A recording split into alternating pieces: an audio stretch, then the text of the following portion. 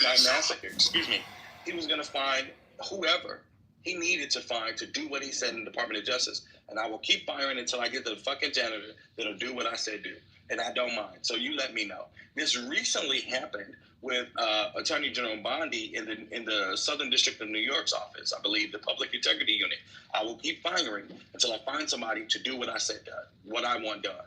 Keep trying me, and I'll keep firing because I have the power to do so. And these people will sue, and the person that does it doesn't care because it's not their money. So the shorter answer, I'm sorry, and that may be why it gets lost among the points, is that yes, the president can do these things. Has it been done via executive order? I do not think ever has been done. The gentlemen's agreements, yes. I mean, that's nothing new. People in power deciding to penalize someone. If you're the Speaker of the House and you don't like a certain a lobbying firm, I bet you $5 to a dime, that lobbying firm will not be in any courtrooms. Because why? I'm the Speaker of the House, and I dictate how the House is ran. And that's what I choose to do. That's my personal, that's my prerogative. And it has happened throughout history, right? But never via executive.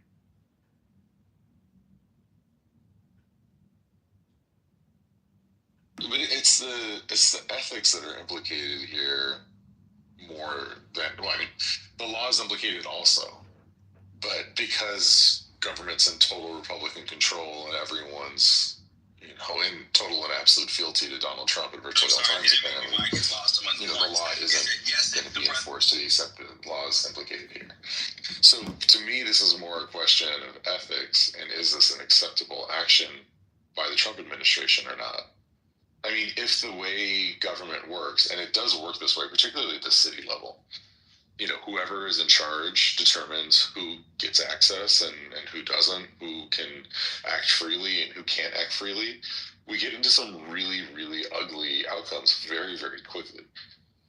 And it's, you know, it's an almost quaint example of how Trump is, you know, perverting our politics. But if the next Democrat that comes in does the same thing to the Republican firms, or would we really think that's okay? And I think the answer is obviously that it's not okay, and that we shouldn't just go after the other side's lawyers to try to, you know, create a chilling effect so that people are afraid to represent your opposition, which is obviously hold on a second. Which is obviously what the implication is here. And Your Honor, the other thing that I forgot, that I didn't mention, is that in the executive order, it makes clear that the issue with Perkins Coie is the clients, but also legal positions that the firm has taken on behalf of the clients.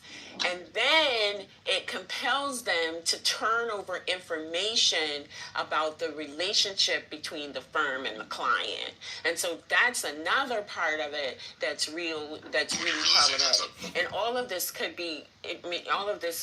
be addressed by the wording of the executive order. We could say it's just like the way that it's worded, but that's the thing, like, as it's written, it is, in Perkins Coie's perception, that it's punishing them for their client associations and their legal positions. And it wants, as evidence of its claim that the firm has done something untoward, they want it to turn over basically proprietary information or confidential information that would violate the attorney-client privilege, right? So it's just like the layers of it, the layers of the argument raise constitutional concerns for the law firm, but also for individuals and the security with which we seek legal assistance to redress our grievances against the government,